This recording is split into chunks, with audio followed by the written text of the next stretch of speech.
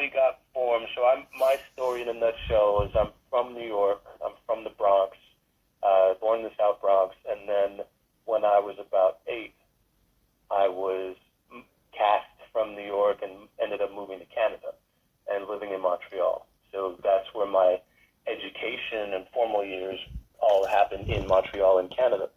And when I moved back, eventually when I went to college there and studied film and acting and theater, and then I moved back to New York City, and I moved to Queens. And at the time, I still remember there were only 2 of us. I guess the seedlings of the band, there was myself and the guitar player.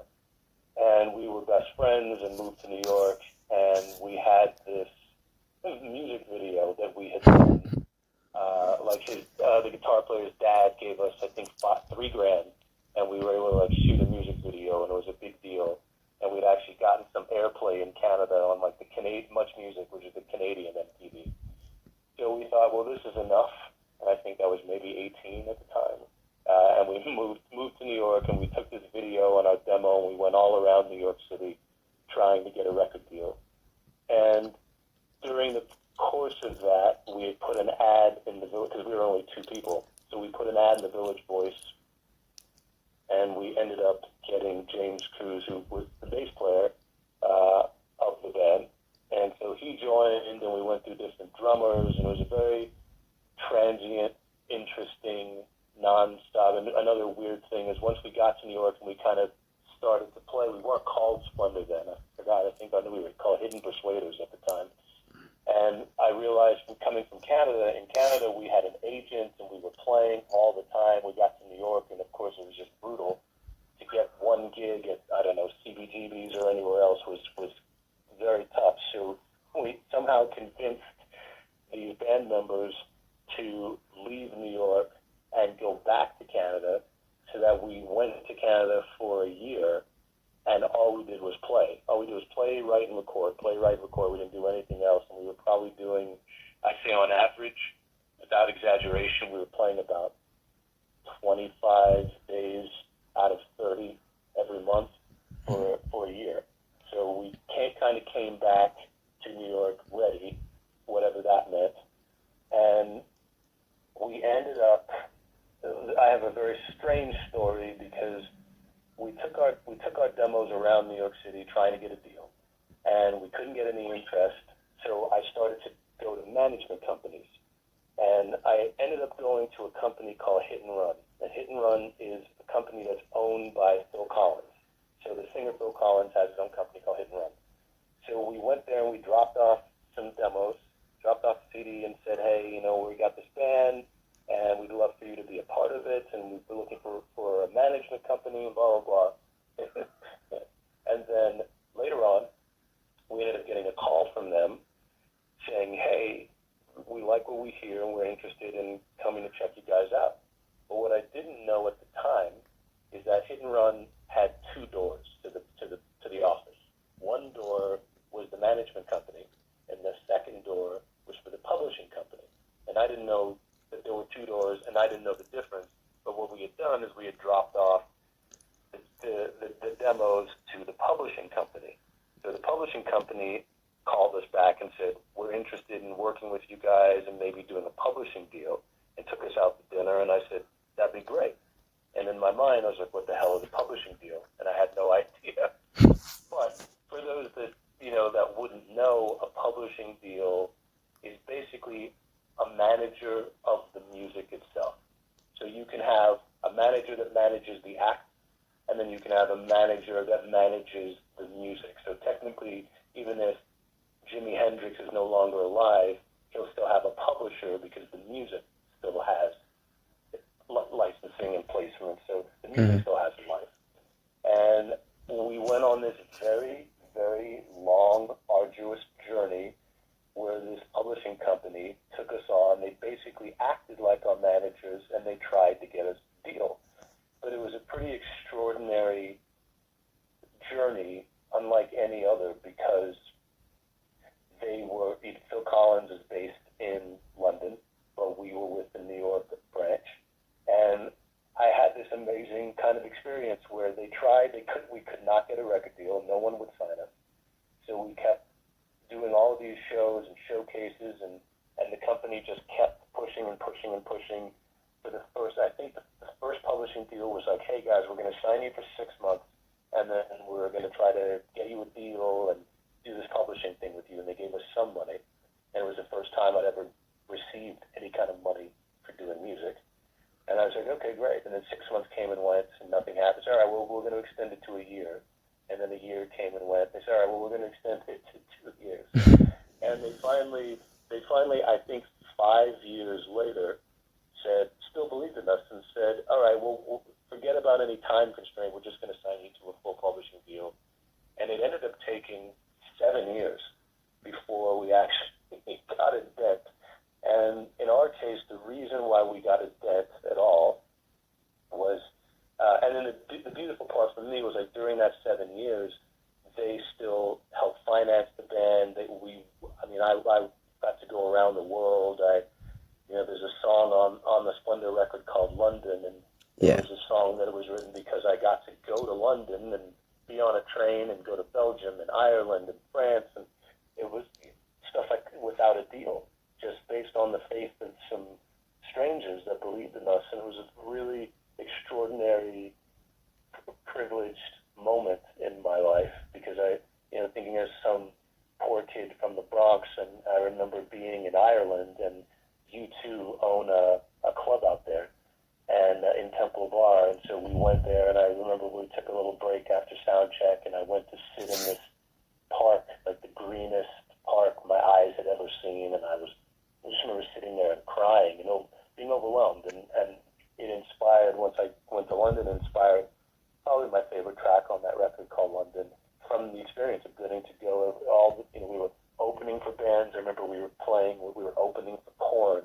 in Belgium and in France, and without a deal, just one of those really interesting things where it was hard to believe, and we didn't know how long this magic would last because by year 6 we still didn't have a deal, and they still didn't drop us, which is even to this day it amazes me.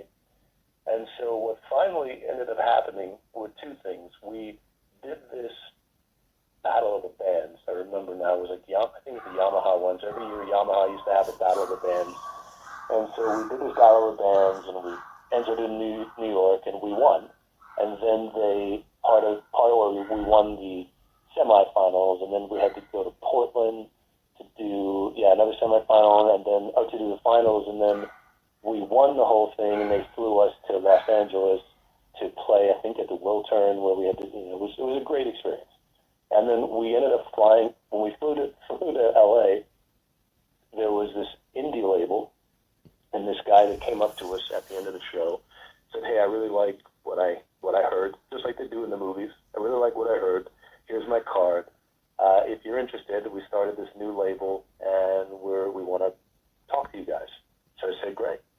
And I always had this theory, and there might be other musicians that agree or disagree with me. I mean, the world's changed with the internet, but I always believed that when people said, hey, I really liked your music, and I met them, I believed them. But whenever they said, hey, I like your music, someone came to the show, they liked the music, but they had to run, they had to leave, and I didn't get to meet them, then I always thought it was bullshit. And it always had to be hands-on. So this was one of those situations where it was someone that I had met and went, okay, well, this seems serious. And then at the exact same time, my one really cool thing, as strange as this sounds, is when we signed our publishing deal, of course, we didn't have any money. And so in order to sign the deal, we had to do paperwork. And so I said, well, the problem is we have to get a lawyer to try to negotiate this deal, and we don't have money for a lawyer. So the company was so incredible that they ended up giving us money to get a lawyer to go against them. And in the process, I met this incredible lawyer named Peter Thal, was just a great mentor and human being. And at this band, whose name escapes me, is a pretty big punk rock band, coming out of like the end of the 90s, I think. But anyway, so he represented this punk band, and he represented Rick Ocasek in the car. Mhm. And Rick had produced the band, and one of the A&R guys who was working that project met my attorney and said, "Hey, I got this great band." I think at that point, it is when Splendor had begun, because about a year before we ended up getting a record deal, and we changed our name to officially be Splendor. And I realized that which was a far better name than Hidden Persuaders, which sounded like some 50s doo-wop band. I had no idea why we stuck with it for so long. But anyway, so he had gotten the demo through Rick Ocasek to this A&R guy named James Diener, and James apparently liked what he heard and came to a show, but again, I never met him. It was one of those things where it's like, yeah, he liked it, but he had to leave. So I thought, well, that must be bullshit, because I didn't meet him, and if you were really interested in doing business, I'd probably shake your hand and look you in the eye. At least that's my theory on it.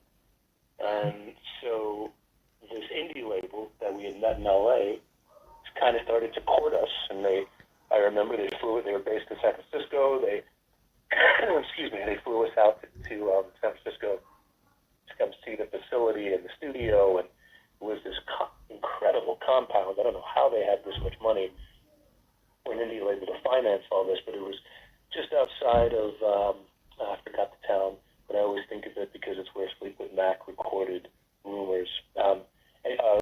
Sausalito. They were out in Sausalito, and this incredible compound that had everything. It had 2 music studios, it had a video studio, and you had to take a golf cart to get carted around to see the entire space. And we were really interested in doing this deal with this little indie label. And what I didn't know at the time is that James, who worked at Columbia Records, was very interested in the band.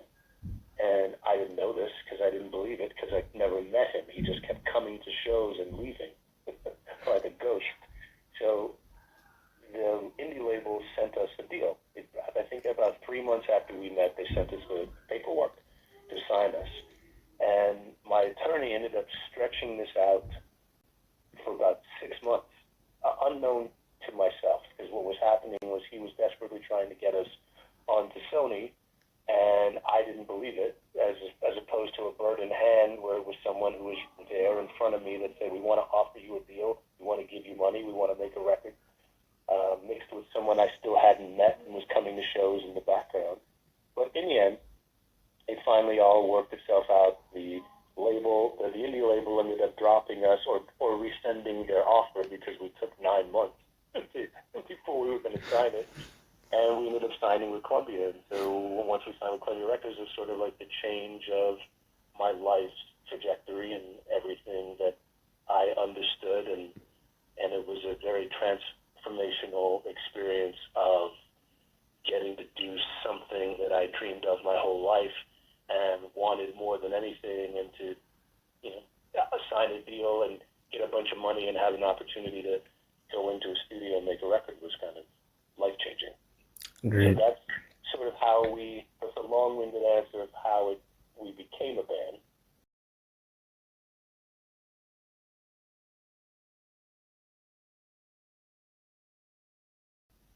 It was one of my favorite, what's funny, it's one of my favorite songs, but it's also one of my favorite vocal performance songs. So from an ego point of view, I always liked showing off singing that song. and it was something where I just remember sometimes in life, and I'm sure you experience the same thing, like life can be mundane, and then all of a sudden someone says something to you, and it's almost like it gives you a pulse. You can come across people, you can walk across 1,000 people and not see them or think anything, and one person says something and it sticks with you for better or for worse forever.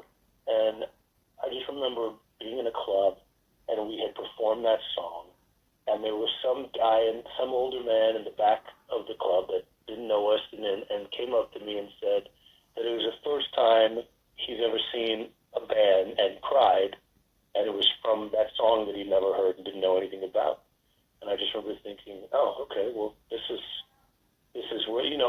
the journey, the whole idea where they say you have your whole life to write your first record, and then you have like 6 months to write your second, is all true, because there is no time limit on when you might be able to make an album and put it out. But there is a time limit if you put out more than one. You know, if you put out a sequel to the Avengers, you don't have 10 years to put out the sequel. You have a time limit of when they expect the art to be done. So it's always an interesting thing about putting a clock on art that you can't really control or create. And that was just one of those tracks that I loved and have a holdover into something that I thought would work into the landscape of the record at the time.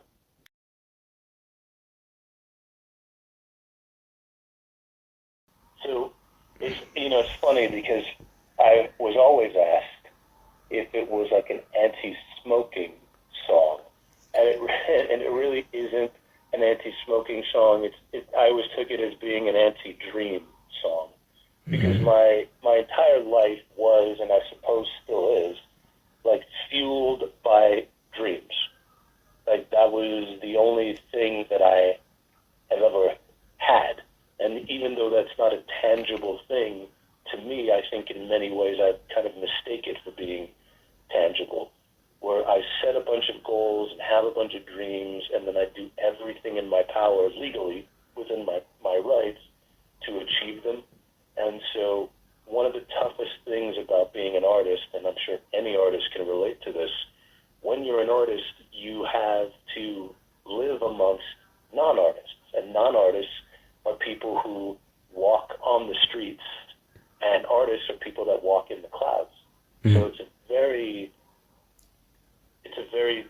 strange existence when one person's walking in the clouds and someone else is walking on the earth, but you have to exist with each other. So a lot of times, I think what happens is I think that non-artists can inspire artists to not do art. And I think artists can inspire non-artists to want to do art. It's a very strange thing. So I think that for example, I think if you decided you were going to be a journalist, and you went home to your parents and said, I want to be a journalist when I grow up, there's a chance that your support system says, that's amazing, go for it, we'll help in any way. There's also a chance that they say, that's stupid, I don't want you to do that, and they have to go against it, and then you have to make a choice, is to either be influenced by that or go it on your own. And most artists end up having to go it on your own, because most families and friends won't encourage you to be an actor or encourage you to be a singer or encourage you to be a dancer, not because they're mean about it, but because it's so difficult and it's such a small window. So I think part of the journey of being an artist was realizing, like, it helped me come across so many people that wanted to share their dreams that they never got to do and wouldn't support and wouldn't want to do. And I kind of would always inspire people to follow it, no matter where it led them. So I think for me, the song Cigarette always kind of led back to just exhaling, taking a breath, and breathing in the air that you actually want to breathe. That's sort of the metaphor I had about following your dreams, because it was very difficult to be an artist and you meet a plumber, because think about it, the way I always think of it is the same. If you go to dinner, you get a bunch of people sitting around, family, friends, and you ask someone sitting at a dinner table, let's say it's Christmas, and you ask someone, what do you do? And they say, I'm a plumber. You say, oh, okay, cool. What do you do? I'm a doctor. Oh, awesome. What do you do? I'm an actor. Oh, really? Yeah, my cousin was an actor. You can go over it. And everyone has an opinion about your choice in life when you're an artist. It's just how it is. And you can't really fault anyone, but at some point you have to kind of jettison. I'm not saying you have to lose your family and your friends, but in a strange way you do. Otherwise, you'll never have the fortitude to keep your head down, because the entertainment business is literally a world of no. It's a sea of no's. It's not a sea of yeses. It's a giant wave of no's. And all you're trying to do is find one yes. You know, at the end of the day, I don't know, probably every record company in New York City and abroad passed on us, but one A&R person said, I like it. And that's all you're trying to find is one person. So I think that's what, for me, that's what Cigarette was about. And the chorus always saying, I'm not afraid. It was always saying, I'm not scared. Unlike you, I'm not scared to kind of take the challenge of just going after the things that I want, whatever that may be.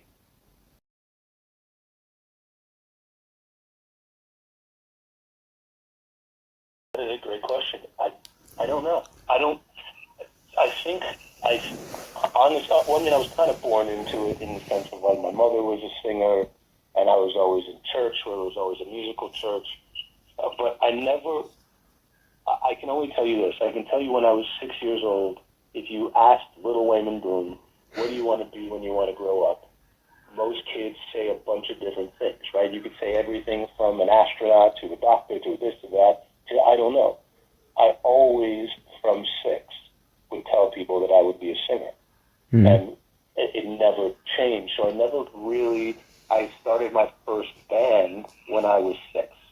So I don't know any kind of mystical reason other than I was always inspired by music, and I always just knew that I would be a musician from a very, very, very early age. When I could barely sing or play an instrument, it was always clear from elementary school. And so I think that was part of, I have a weird, at least I'm always told it's weird because I've never had a glass of alcohol in my life. I've never touched a drug. I've never experimented with anything. And it's not because I'm a Buddhist or I have anything against that. I mean, I grew up in music, so I've virtually lived on a cocaine highway.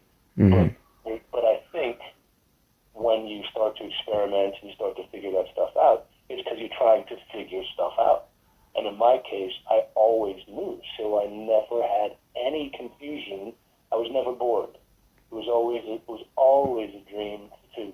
So I would start writing songs. I would start writing lyrics. I would almost like a rapper, but they weren't rap songs. I couldn't play an instrument, so I just would hum melodies, and I would always keep writing from a very, very early age. So I'm not actually sure. I didn't, again, my mother was a singer, so it has to be from that, and I would watch her perform, but my mother was of no influence because she never wanted me to do everything in her power to make sure that I wasn't in the entertainment business at all. It was completely unsupportive and discouraging of anything to do with it. So, I don't know. That's always one of those little tough questions. Well, I'm a big fan of animals, but I do watch some animals that can understand how to open a door without you teaching them, and a dog can sometimes open a door and know how to sit and know how to do tricks, and it's somehow just in them, or maybe they just observed it enough, and I think that's what it was. Maybe I'm a very big observer of life, so maybe just observing so much of it, I just understood it and could just do it.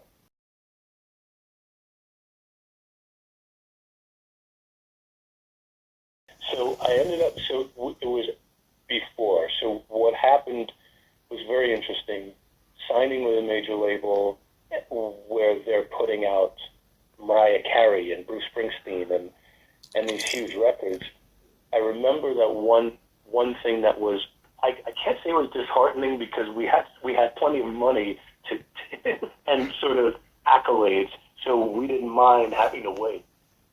Where we were kind of on a conveyor belt waiting for our turn to go to the top of the roller coaster and then kind of swing down. So during that wait, we'd had a list. Every recording artist, they do two things. They figure out what songs they want, and you figure out what producer you want. So unless you're self-producing, it's always just reaching out to random people that you admire to choose a producer. And our guy, James, came to us one day and said, I really would love to go after Todd Rundgren. And we kind of were like, what? Why? And he just said, study him more. I mean, I knew who he was, but I didn't really know the core of him, as opposed opposed to some songs from him. And so they set up, so it was entirely our label that kind of set up a way for us to meet him because he lives in Hawaii. And at the time, he doesn't tour a lot, but he happened to be on tour, and he was doing a show in Connecticut. And so they somehow arranged us to go down to see the show and then go to his hotel and have drinks and talk to him about potentially doing the record after it. And I do admit, seeing the show itself was mind-blowing because it was so precise and so good that we were like, well, we want to work with this guy. So that's how it kind of came to be. It was after we signed, maybe 6-8 months later, is when his name came into the ring, and decided to go with him as a producer after we met.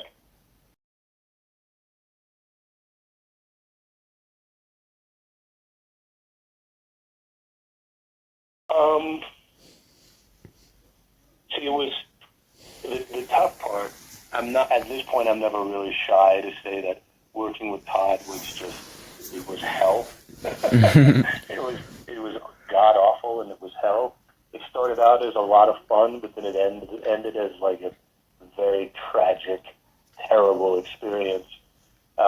Where for many years I had to hide that. Now, of course, I don't give a shit. But at the time, it was bad publicity, so we had to hide the truth of it. But really, the truth was the good of what I learned from him was that he's very fast.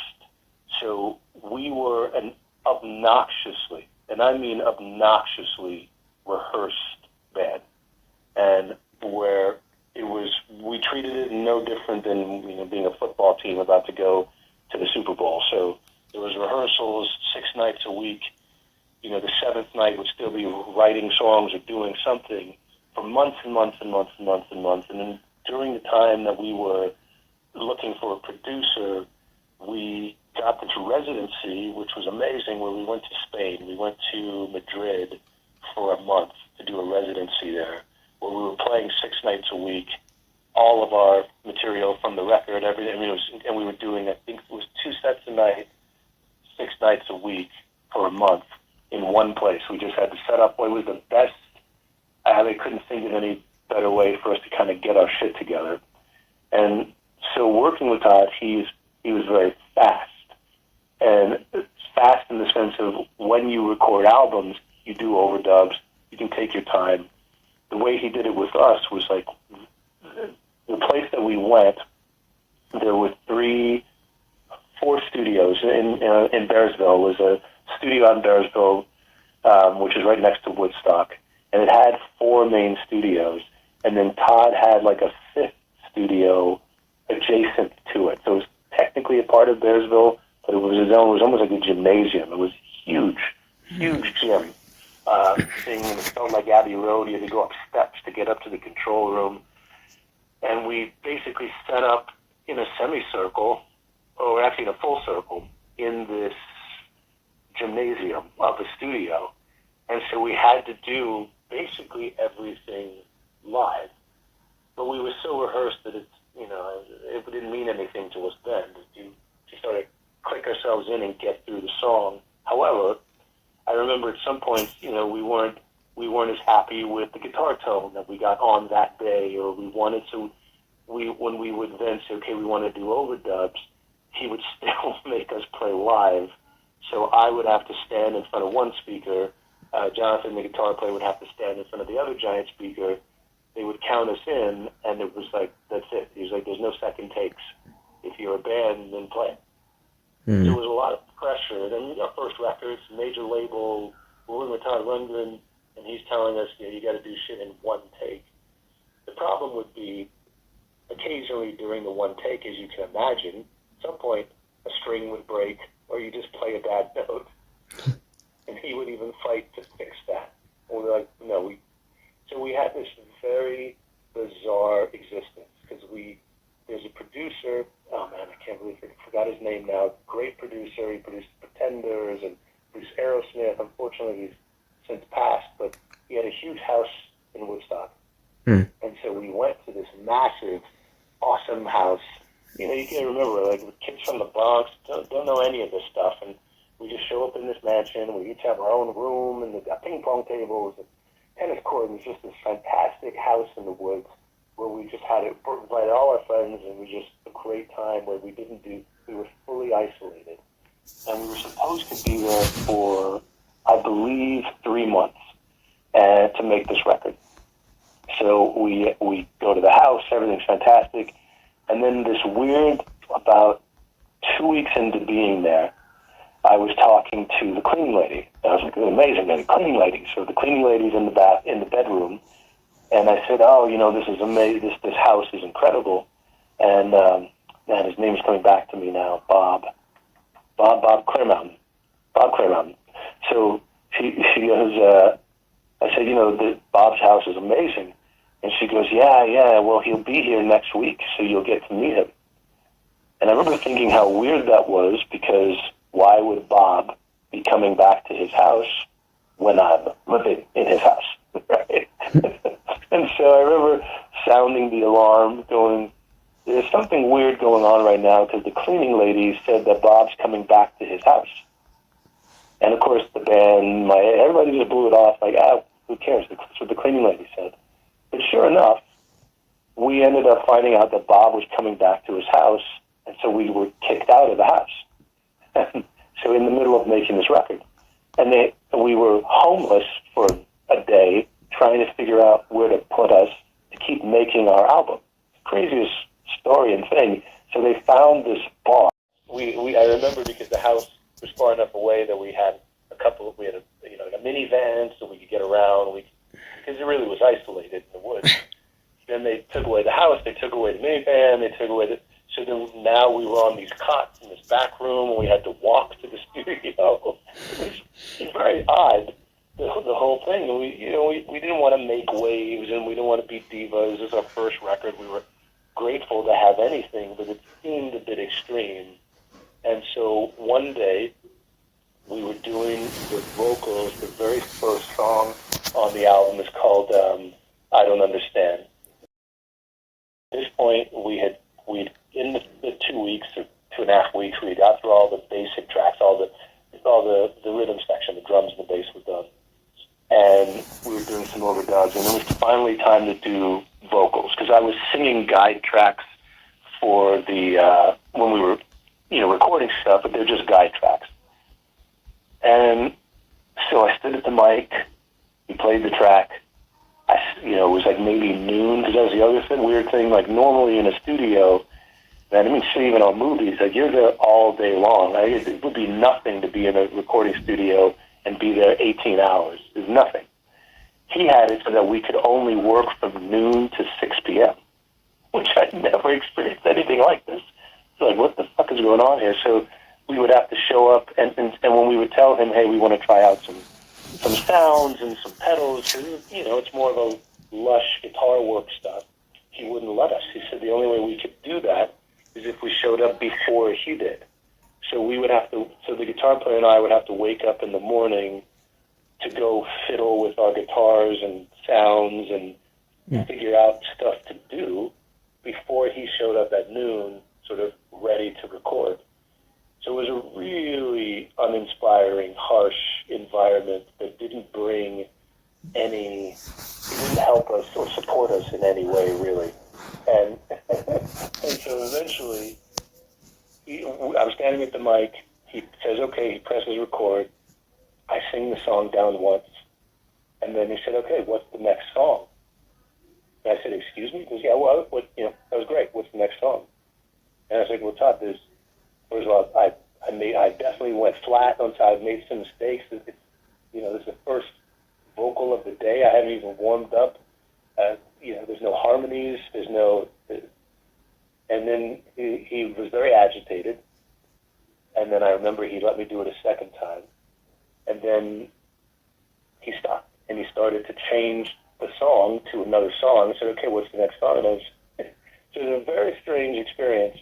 So I had to fight him. And I was a little nervous to fight him, not physically fight him, but I was like, we're not done. So the first song, we ended up doing it my way, where we took the whole day to get all the vocals right and get all the timing right and change a few lyrics and just, figure out this is my first recording for a major label. I want to get it right. And this is coming from me, who, I say it from a place of ego, not a very competent singer, not someone that's, I didn't need Pro Tools and Auto-Tune. I needed time to just figure out my voice. I wanted to figure out my voice when you just wake up and then they put a mic in front of you. Two, to just find my voice as meaning the sound of the record. How I wanted to do my doubles, or how I wanted harmonies, or did I want, just trying to learn and figure it out. And he wouldn't let me. So that first day, we ended up doing 12 to 6, working on the one song until I was hoarse and somewhat satisfied. And then the next day, we came back and I was listening back, and there's a couple of things, like even if I wanted to listen to stuff, I had to do it before he arrived. So and I realized, that doesn't, I think that was out a little bit. I think I might want to do a layer here. Same thing, and we just fought. He wouldn't let me do it. And so we got through the first song, and then there's another song on the record called Space Boy. Oh, that's a good one. And so I had to do the same thing, same day, it's now day 2. And I'm standing, back aches from sleeping on a cot. Front aches from having to get up earlier, like a school kid, to try to work out what I wanted to do before he arrived, because I only had a 5-hour window, which is all very, very, very strange. Even now, it's just so strange to even say. And so we started to do it. Same thing. I sang the song one time, and he said, "Okay, what's the next song?" And it takes a lot for me to lose my temper. I can be temperamental, but it takes quite a lot for me to yell and be screaming, that kind of. But I do remember it was the craziest thing I've ever experienced, where we did it once, and then I yanked my headphones off, and I ran up the 20 stairs to get to the control room, and I almost hit him. I really did. I'm not proud of that, but I kind of am proud of it at the same time, where I had to sort of stand up for myself, for the band, for my art, for my situation, and I just started kind of trying to get my hands near him as we kind of went around the booth, the mixing console, because he was pretty spry, an older guy, but he's pretty spry, to leap out of his chair, and I just started going crazy and cursing him out and telling him that I figured out what he was doing, and that he was taking on money, and he was not giving us time in the studio, and that he had underbooked everything, and that's why we lost the house, and that's why we lost the vehicle, and that's why I'm sleeping on a cot, and that's why his ticket was already booked to go back to Hawaii, because he was trying to just rip us off, really. That's all it came down to, and get an entire record done in 3 weeks, and not in 3 months, and go home back to Hawaii. And it just went on, and so after the second day of doing vocals, it was so bad that we had to work out this system where he would come in the morning, and to this day, I still don't know what he did, but he would come at noon, he would leave at 6, then the engineer would call me and say he left the building, and then I would come in at 6 p.m. and stay until, 3, 4, 5 in the morning to actually work on and finish the record. It was very strange, and we had to hide all of it from the label. Our A&R guy knew, but we had to hide all of this from the label. It was just a mess. It was just a mess. And it was just so much more pressure, so that in the end, I ended up just finishing the record by myself and getting a really strong producer base, because it was tough, because after the record came out, there were all these reviews talking about the Rundgren sound on our album, and I was like, some of these songs he was in Hawaii, he wasn't even there to do. So that was kind of the Rundgren experience. Like I said, for years, I remember, we made amends after that, kind of because the label needed us to help promote the record, because Todd Rundgren hadn't produced a record in 10, 15 years before us, and so it was a good marketing tool. So he had done another show in Long Island when I was living in New York, and they arranged a truce because it had been a year, and I was like, fuck that guy. And so we went to his one-man show that he did, and there was, they forced me to go and just be friendly and handshake and hug it out and just say, okay, life is too short. But that was what the experience was like. The main thing that I suppose we got out of him was doing things faster. But it ended up taking, I would say that record probably still took in total 6 months to do, because eventually we had to leave Bearsville and leave the cot, and they then moved us from a cot to this little trailer.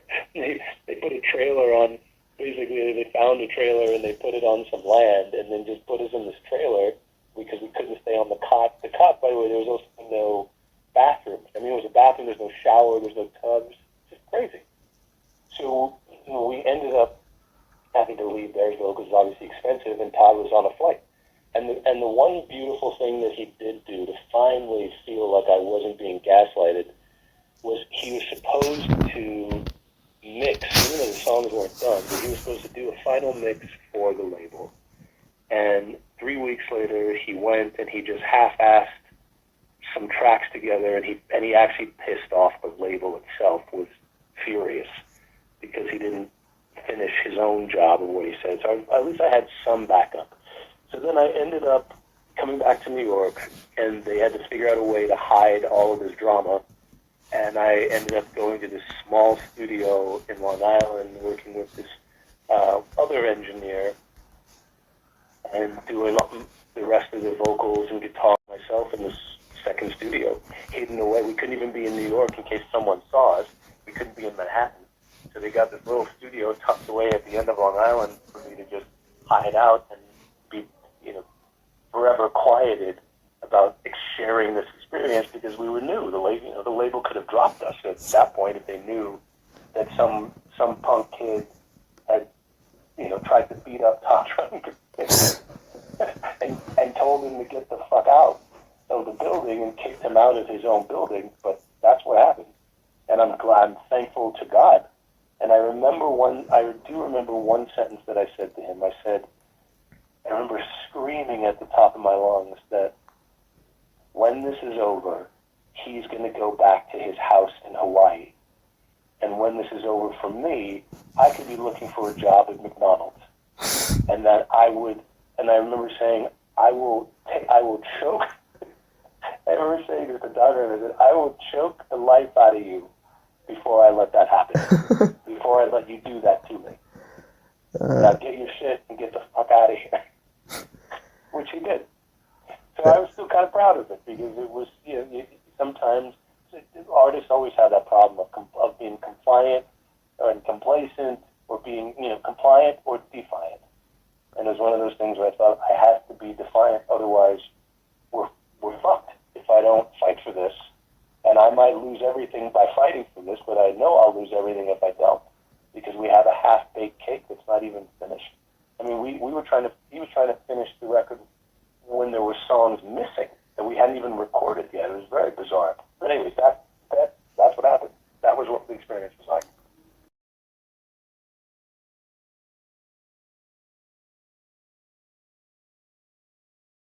I do get asked that specifically. I guess I didn't realize I had quite a slew at the time. Until later, I didn't realize I had so many fly references on the record. But the idea was, I was in love. I was dumped on my ass, completely caught off guard, and I had nothing but my guitar and a bunch of sadness. And I do remember very specifically my apartment. I had an eviction notice put on the door of my apartment, and I made a conscious decision to sleep in our rehearsal space. So there was a rehearsal space on 8th Avenue in Manhattan, and I moved in. I didn't leave my apartment, although I still don't know how I wasn't evicted, but I was sent an eviction notice, and I moved into my rehearsal space, and I did nothing but take my guitar and write a bunch of very venomous, angry life songs about my life, about my love about my world. And so to me, they were just all metaphors of saying, in layman's terms, go fuck yourself. So you could choke on your words. We don't, like it said, we don't have to stay friends because that's what you usually hear in a breakup. Well, we can be friends. So I just don't want to be friends. And so it was just a very venomous reaction to that happening. And I remember leaving it was like a high-rise building in Times Square, and we're leaving the high-rise to go back to my apartment, and I picked up my guitar, and the first thing that came out of my mouth was the first line, and I don't know why, and you're primitive, it's the first line, and you're cynical to me, and that was the first thing I wrote. I hadn't written the chorus, that came like weeks later, but I did have that tiny little 4 chords and the verse to Yeah Whatever that first night to cry my own self to sleep.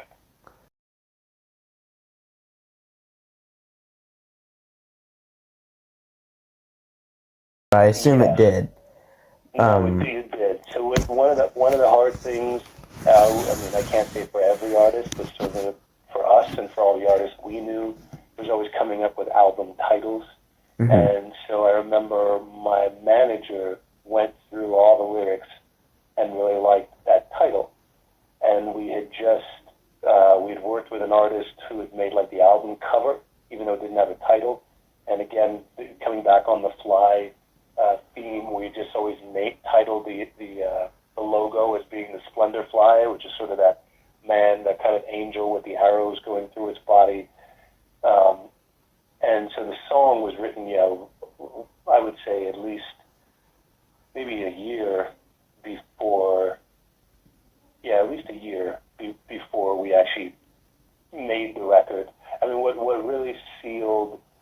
sealed the deal of having them say, yes, we want to sign you, was writing the song, I think God Can Explain. That's the track that really got us a record deal, I suppose, is the simplest way of putting it. But yeah, I would say that the lyric of Halfway Down the Sky, which is just certain lyrics that I really always related to and I liked, and I always had a way of trying to say exactly what I feel, but encrypt it. So I do that quite a bit. This is what I feel, but I'm going to say it the opposite because it's a little safer. It protects me some from dealing with whatever I'm going through at the moment. And I was having a lot of relationships, band problems, life problems. One of the weird things also, I mean, it seems unfathomable. It seems like like I'd have to make it up. But because all the time in the band I was only the singer, I didn't play guitar. I was just the singer. And when we fired during the same 9-month period I was telling you earlier, where we were being courted but not being signed, we had fired our guitar player, and we couldn't find another guitar player. So I said, okay, well then I ended up taking, I think it was 7 weeks. It may have been 8. It was like 7 or 8 weeks where we stopped playing so that I could just use my guitar, because I had a guitar, I just never didn't know how to play it, and taught myself how to play guitar so that the next time we came back 2 months later, we were playing as a trio, which is still mind-blowing to me, that the amount of balls that I would have to just say fuck it and do it, for better or worse, from like not playing guitar at all to now saying now we're a trio. But that's how it happened, and it went so quickly that then we lost our drummer because it was another band who had a record deal during that time. So we showed up to rehearsal. The drummer had all his stuff packed.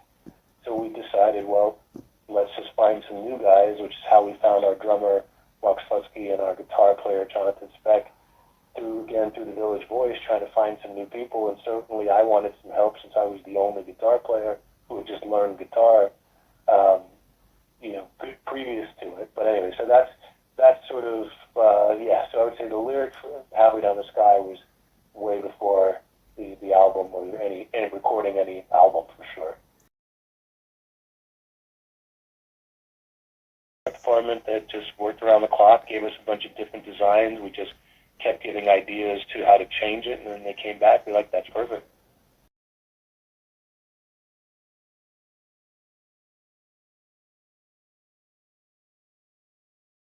Mark was a different animal. He was the opposite. He was the polar opposite. As a human being, he was the best person in the world. As a producer, he's amazing, but it was a bridge too far for the band, because to put it in perspective, we took 3 months to, the idea was Todd Rundgren was trying to do the record in 3 weeks. Mark ended up taking like a year and a half. Oh. And so it was so long and so arduous and so heady, I guess, really, that it was just losing interest in spending that much time to do anything. And he knows. There's nothing I haven't said to his face. We talked about him. I adore him as a human being, and I think he's a great producer. But it's the kind of middle ground. Like maybe if we had gone there, and because we were from New York, and we went to L.A. and we stayed in L.A. for just under a year and a half to record 10 songs. It just seems, even to the band, it was like, this is just insane. I remember us doing Tambourine, and we spent like 3 days just recording Tambourine, which is, even then, not now, but even then, I was like, well, this just seems insane. And he's such a kind soul, and he always kept it fun, and he was always in a good mood, and he just kept everything positive and very meticulous, but he was just more meticulous than I thought, than I am. I didn't think anyone was more meticulous than I am. So as a human, great. As a producer, great. It was just the experience just went on for way too long to record an album. Well, I love the record, but it was still way too much time. We could have probably, at that point, being on tour that much and playing that much and doing that much recording, we could have probably done the whole album in 3 months instead of however much, 16 months.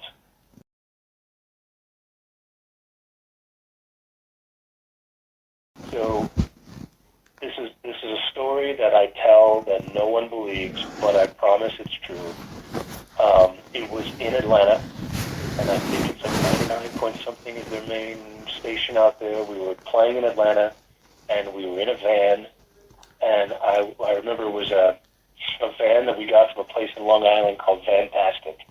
So it was kind of a luxury van, as they say, and it had a fold-out bed in the back that 2 people could sleep on. So there were there's 4 in the band, but I think we were 7 traveling, 7 or 8 that were traveling. And so we would always have to keep sort of drawing straws and round-robining who could actually sleep in the back. And I remember at the time I was sleeping in the back, and I was just cold and depressed, and it was at the beginning of everything, I just remember being very, very, very extremely tired. And they got out of the van, and I didn't even get out. They got out to go into a restaurant or something, and it came on the radio, and I remember sitting up and losing my mind like a little kid. And then that day, the first, and I know it sounds impossible to believe, but the very first album that I ever purchased, not listened to, but spent money to purchase, was my own, which is crazy, because throughout all my youth, all my time was all, I was poor. I didn't buy albums. I listened to, loved the radio, but the radio was free. Listened to all the music that friends had, and my mother had music that I'd listened to, but I never went into a store and purchased an album until I bought my own for the first time, which is in my 20s, which is insane.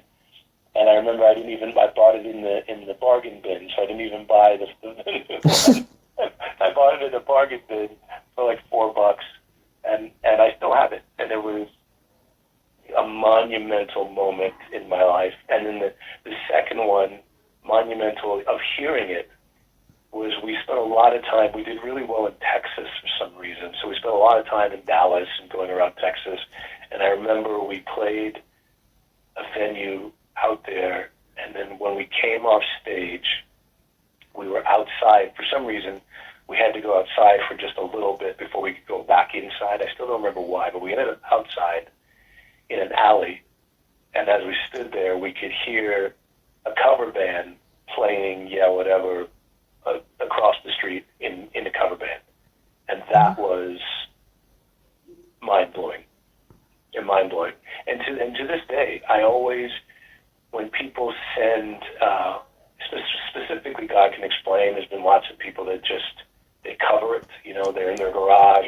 I would say, if I've heard 40 different covers of it, I always reach out to them and tell them what a great job they did.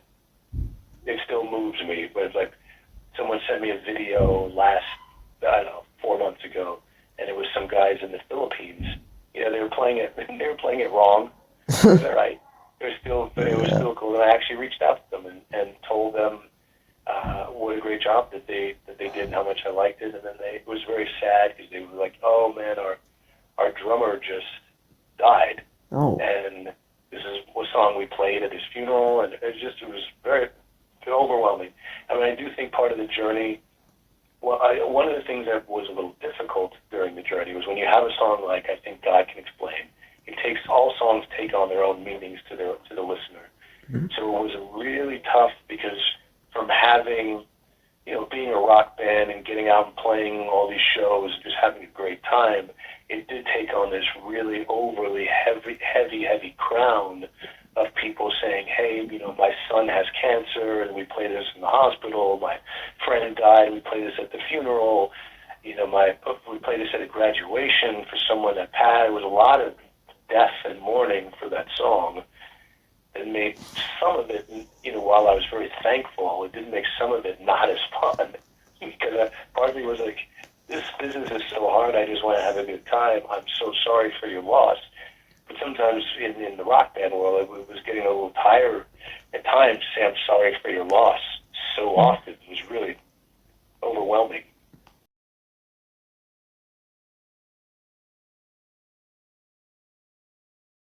It was again mind-blowing. I do remember a friend of mine calling me because there was one of those top 40 countdowns.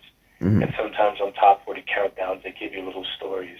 And so the story, it was Angelina Jolie and Brad Pitt's favorite song as part of the little countdowns story. And I thought that was really cool. And of course, things like getting to perform on the Tonight Show and meeting, it was another level. And the great part for me was the way that came to be is always very simple. We had a rehearsal, and James, the bass player, was late, and he was always late. And while he would sit around, I just noodle on the guitar, and I just noodled into the verse of that song, and it's probably the greatest half-hour wait of someone being late, because then the drummer kind of came in, and I was in the middle of it, and I didn't want to be interrupted going. And then just when I got the chord that went, the minor chord that went to the chorus, was what kind of ended up changing my life, which I didn't know at the time. And so but the drummer made him get on the drums while I just hashed out the song. And then as soon as I was done playing it, James walked in and said, "You did it. Holy shit, you did it." And I went, "Huh?" He was, that's the track. That's what we needed. And he's right. It was exactly what we needed to help. So it was pretty mind-blowing. It's a pretty crazy experience to play in a bar and then play in a club and play in a theater and play in a hockey arena. I mean, one of the biggest shows I remember ever doing was we played with Def Leppard at a baseball stadium. Oh. And it was just the amount of insanity, and because I wasn't ever drinking or drugging, they're not memories that ever were erased. That's the proper way out. They're not memories that were ever erased. They were still memories of going, "Holy shit, is this real?" And feeling like Dorothy when you watch Wizard of Oz, it's like, oh, I can relate to that character all of a sudden, because that is what it's like to wake up and, meeting all of your heroes and being sort of part of the club was an incredible, incredible experience. And being able to make money and being able to just not go without was just incredible feat, really. It's one of the 1%er things that can happen. And so, one of the things that as a person, not as a musician, but as a person, one of the things that I had to sort of learn, almost have therapy for, was trying to have empathy. I had to learn empathy a little bit later on in life, because I felt like I'd been through so much and had so little and been so stepped on and so, just crazy amounts of just wear and tear and abuse, and so that when people would be upset about something and trying to work out something, I'd always have this sort of attitude of like, well, why can't you just overcome it? I guess, realizing not everyone has the same inner strength, and it's all relative to each person, so I really had to take an inward look and say, no, you have to have more empathy, and not everyone has fortitude. Everyone wants it, but not everyone can lead. A lot of people, their lives are happy following. Lots of people don't want to be the boss. Lots of people are happy to be an employee, and which I love and I respect, and that's the way the world works. So it took me a while to realize some of that and really have an even more open heart.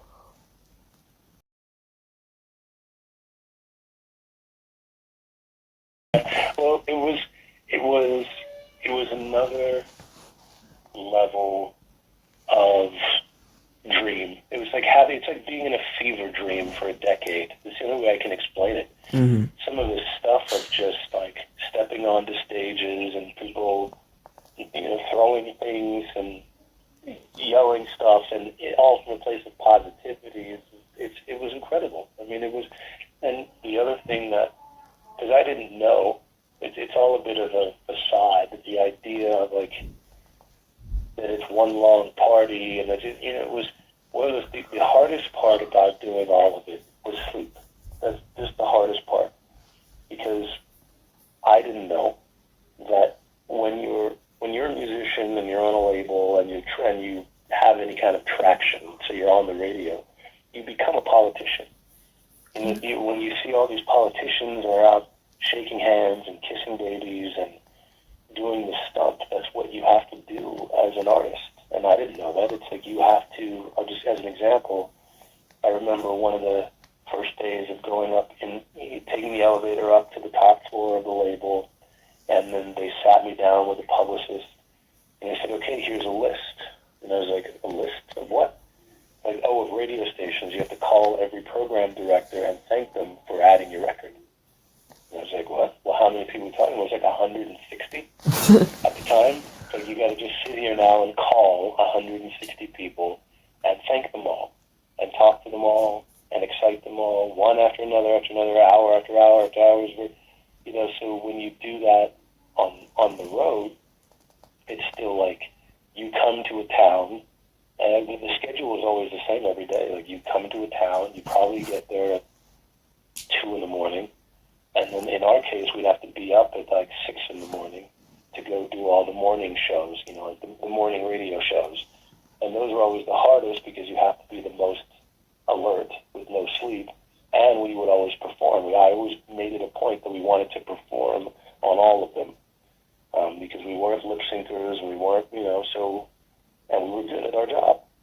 So it was having to sing at 6:20 in the morning every day, and then you would have to go do some kind of a meet and greet thing at noon, and then a sound check at 2 o'clock, and then another meet and greet thing that happens at 6 o'clock, and then the show is at 8 o'clock, and then you have to do a meet and greet thing that happens after the show, and then you get back on the bus and you do it all again, and you're still doing it on 2, 3, 4 hours of sleep, month after month after month. I mean, we were doing easily, at a 365, we were easily doing 250 shows, maybe more a year. So, after a while, it does take its toll on just when you just don't get sleep. But what But what's interesting is the reason why you do it is that 90 minutes or 1 hour or 2 hour, whatever it is, the show itself made up for all of that other stuff. It's just like giving birth. They always say when a woman gives birth, as soon as the baby's born, they don't remember the pain at all. It's immediately reversed with having a child. That's what it was, is all the fatigue, all the strife, everything that went through the experience, you forget it all once you step on a stage and people start clapping. It's just all gone, until you reset for another 24 hours. So yeah, it was the best part for sure.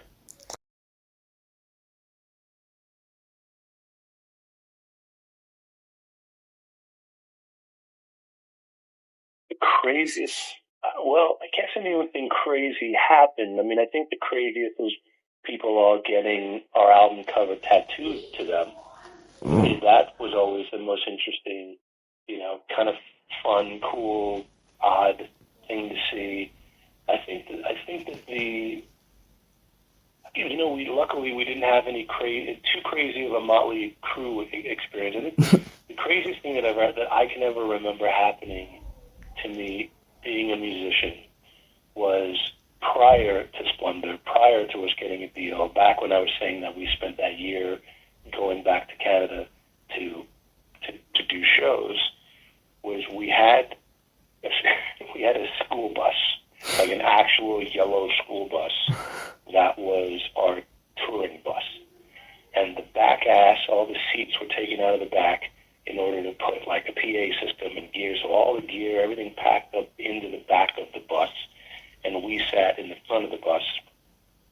And our sound guy, a little French guy named Claude, was our sound guy. And he was also driving the school bus. And then, like I said, an actual yellow school bus. And when we were in Canada, we were playing all year round, so that included the winter, and Canada winters can be brutal. We were driving all the way up to the middle of nowhere, and we were coming down this mountainside where you could see a drop to the right, and it looked like straight out of a Wile E. Coyote cartoon, chasing the Roadrunner down one of those spiral staircases. And Claude just said, "Uh-oh." And I said, "Uh-oh, what?" And he had a very French-Canadian accent, and he just said, "We have no brakes." And I said, "What?" "Yeah, we have no brakes." And he started stomping on the brake, and sure enough, on the top of this mountain, there was no brake. And that was probably the scariest next 10 minutes of because it went on. We were at the top. We couldn't stop, so we kept going down this mountain. And he kept us alive all the way down, stomping on the brakes, praying we wouldn't hit another car in front of us, praying we wouldn't go off the ice. He couldn't slow down. He could speed up, but he couldn't slow down. And that I remember, and we're in the school bus, there's no seat belts. We're just like, well, this is what death looks like. And so I remember we did get to the bottom of that mountain, and till gravity eventually stopped us from moving, and we had to get the bus fixed. But it probably took us a day to calm down from that one. So that would be, I would say, of all the things, that would be the first craziest one at the top of my list.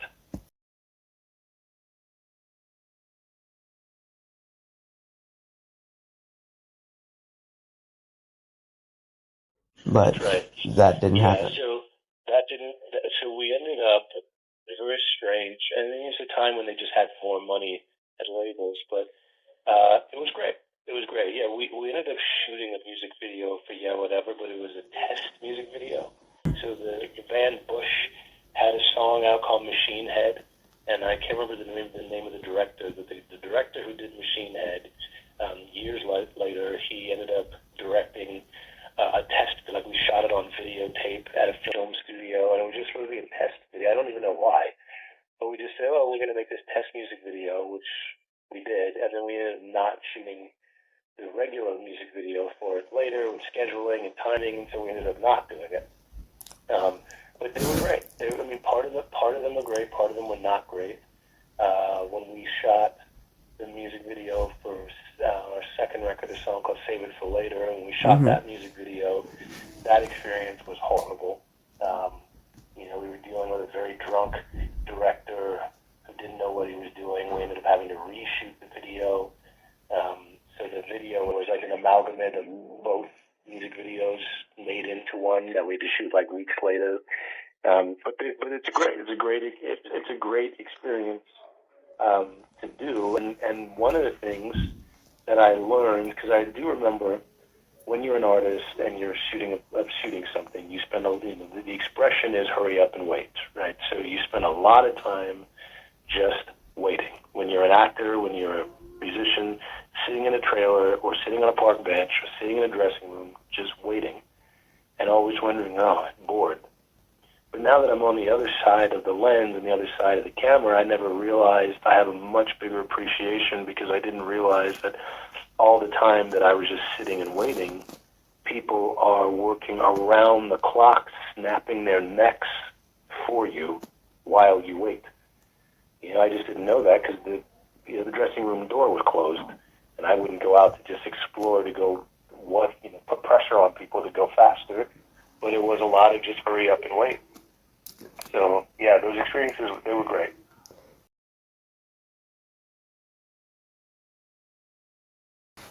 It is. Like I technically I studied it, but I didn't implement it. And I just have these very strange moments in my life where I just go, this is what I'm going to do, and then somehow I just figure out how to do it. Is the only way I can put it. And so one day I just realized like a lot had gone down. I wasn't in the band anymore. I started another band, and then that was coming to its close, and I was just very quickly, it's kind of strange, it was like very quickly just deciding, what am I going to do next? What is my next side of things? Because I can't not do art. So what am I going to do? And then I was like, well, I woke up, and no joke, no exaggeration, just woke up on a Monday and said, okay, now I'm a director. And I called my friend Scott, he was kind of working as a pseudo manager and helping us book shows and stuff. I said, I'm a director. Find me something to direct. and what's crazy, what I always think is crazy is that took the longest because what I said I would do, what I wanted to do, I set these goals of wanting to first do music videos so that I could get my feet wet. I figured there'd be less pressure, there's no dialogue and music, so I know that backwards and forwards. And it took a fucking hell of a time for us to find something for me to direct. And I wasn't looking for money. I said, I'll do it for free. We started putting ads, like we'll direct music video for free, and I think people, they didn't believe it. So it probably took a good 5 months. I mean, I was pissed 4 or 5 months before he called and said, okay, I found a band, they're going to give you $200, and they're going to let you direct the music video. And I was over the moon. I was like, fantastic. And I rented a little camera, and it was another one of those moments that I can't forget of sitting and saying action and how much fun and understanding and knowing that it's what I would do. From that one day of just sitting doing this music video was that little $200 is what sort of again changed the trajectory of my world.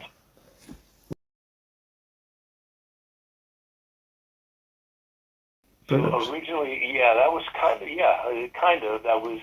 I had started a little production company from Boone Films, and then shot that music video, and then I had this ambition that what I wanted to do, I set a goal where I said I wanted to do 3 music videos and 2 commercials. No, 2 short films. I was going to do three music videos, 1 commercial, and 2 short films. And once I did that, I would take the leap and come to Los Angeles to be a director. And I don't know why I set those, but that's what it was. But I ended up doing, 10 music videos, a bunch of commercials, and like 4 or 5 different shorts. And then I moved to LA and took a very big leap of faith, and then built my own film studio. And then I had a just one of those things where when you build it, people will come. So I built this film studio. I opened my doors to no one at first, and then slowly started to get people, and I slowly started to meet people and kind of network, and then I kind of put myself into LA, into the film world, head first. I hate to go back, but something that always gets me when I watch the Save It for Later music video is the eyebrow raise that you do in the first minute or two.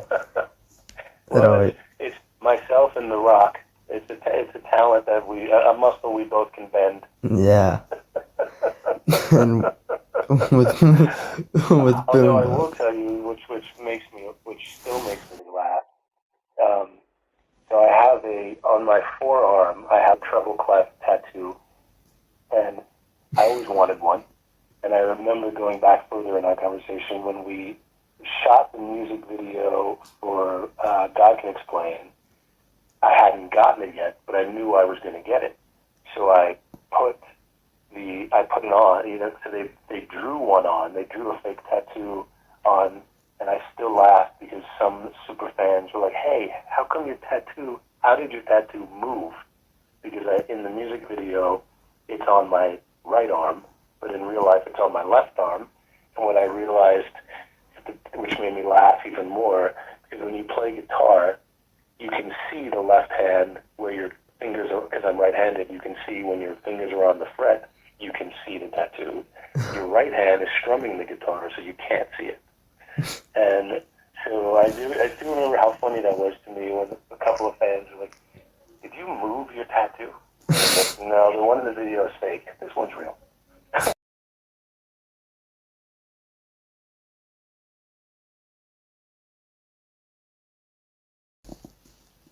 I think as a director, it has to be the first one because it's new.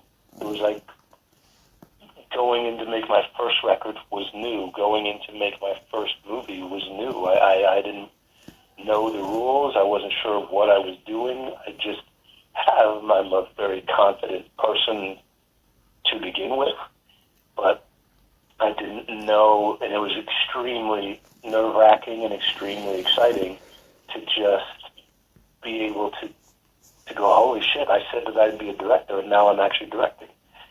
And then the beauty of that movie, for me, because it's all about the experience more than the product, was like, not only did I get to make a movie, then I was able to somehow sell the movie and make money from the movie, and then got to work with Ray Liotta, one of my heroes, because Goodfellas is one of my favorite movies of all time. So it was the whole experience on the overall was almost incredible. It was incredible because one thing that I ended up doing during Splendor was I learned to edit. I had right now we use things like Avid or Premiere. Well, Premiere back in was, I don't know what version of Premiere we would consider ourselves to be on now. They kind of stopped counting, but one of the early versions of Premiere I had on my computer, so I was teaching myself how to edit for a while, and that skill set is what helped me. And this is while I was playing music. I would still come back, and I was just studying editing for no reason. Just thought it would be fun, but it served me well by learning to edit first and then to direct second, because it makes it a little bit more of an efficient set when you kind of know the shots you need to get based on the edit rather than just how I feel at the time.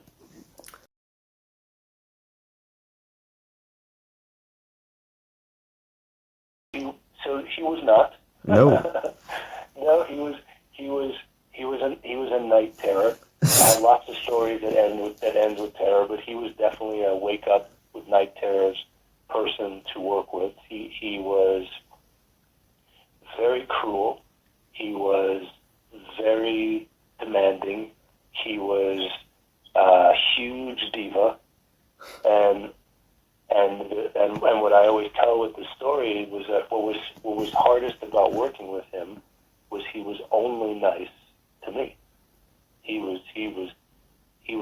treated me like I was his younger brother or his little son. He couldn't have been nicer to me, and he was just spitting dragon fire on everyone else around us, which made it difficult for me because I never experienced anything like this, so I didn't know how to take this.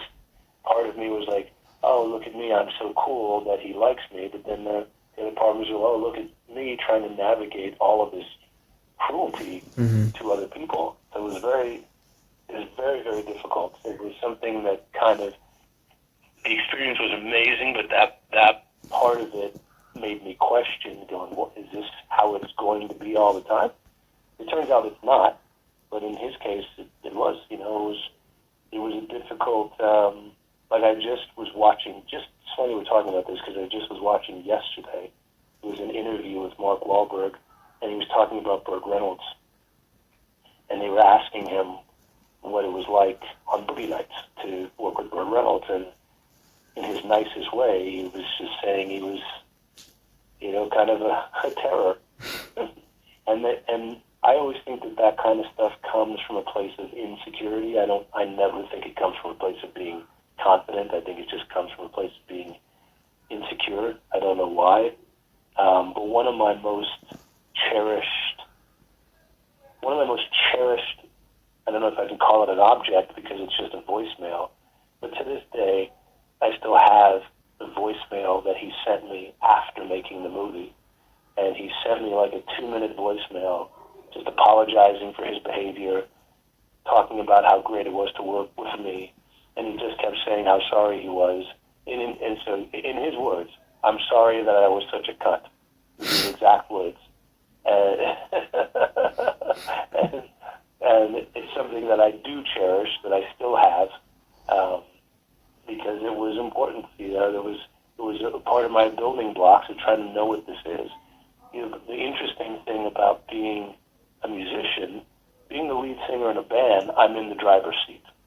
Mm-hmm. Being the director in a movie, I'm in the driver's seat, but it's still adjacent. Like I'm in the driver's seat, but it's still like there's 2 steering wheels on a car in movies, and one is for the director, but one is for the lead actor also.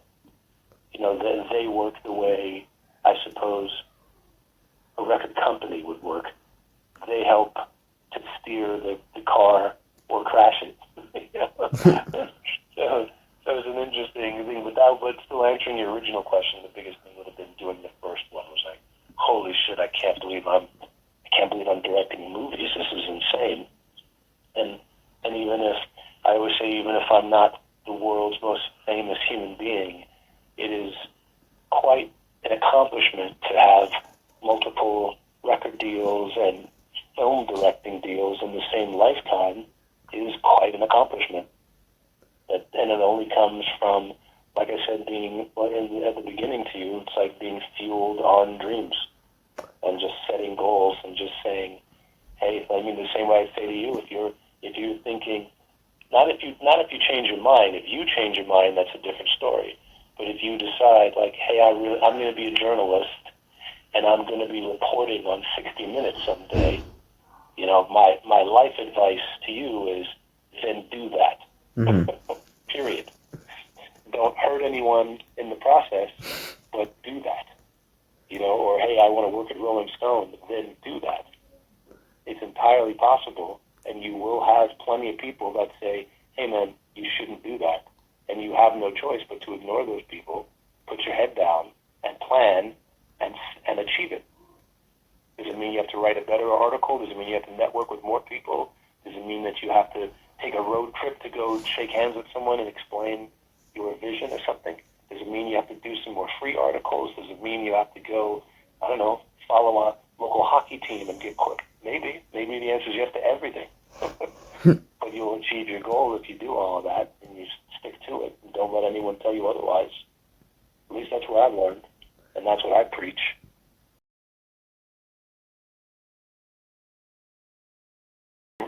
No, right now, the only thing that is in the works is I'm going to be directing some live streams, like for some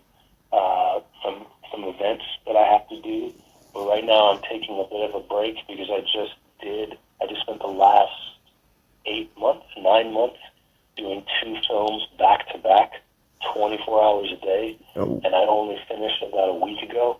So I need the break. So I'm taking a break right now because I need one to survive. Doing that kind of grind and that kind of, I think what it is, it's also just being that kind of attentive. What I realize with music is so instinctive that I'm in autopilot. I was always in autopilot. It was tough, but I was always in autopilot. Being a director is always having to constantly, for everything, be thinking about it and everyone. Like for music, I had to think about the band and the crowd. And then for directing, it's like I have to think about the actors and the camera and the lighting and the studio and the grips and all. What is this going to be doing? And the story, and then we're changing the writing and the emotion. There's so much more therapy needed. But I think being a lead singer kind of prepared me for that, because I've kind of been an alpha my whole life, and sort of stepping into directing a decade now has kind of made that, I think, primed me for this as well. But so right now, yeah, I'm not doing any more upcoming projects till sometime in the new year, so I can get some sleep. Okay? I do too. Well, I know it's been an hour and a half now, and I think Yeah. I have to run. But I really wanted to say hello to you, and I appreciated your email, and you can always stay in touch. You have my email, you have my number, Mm-hmm. and I appreciate you very, very much, and I meant what I said. If you're looking to get into that, or if you change your mind, if you say, you know what, I don't know about journalism's for me, I think I want to be an astronaut, that's cool too. Just as long as you just make a deal with yourself that you would do everything in your power legally to become an astronaut and learn everything about everything and everyone. If it means you have to go to an amusement park and get on every ride to get used to G-force. Yeah. To do it, that's how you do it. Everyone else is sort of, yeah, I'd like to, and maybe, and the people that just go, this is what it is, speaking in definitives, typically can get a little further to achieve that, if I can impart any advice onto you before I go.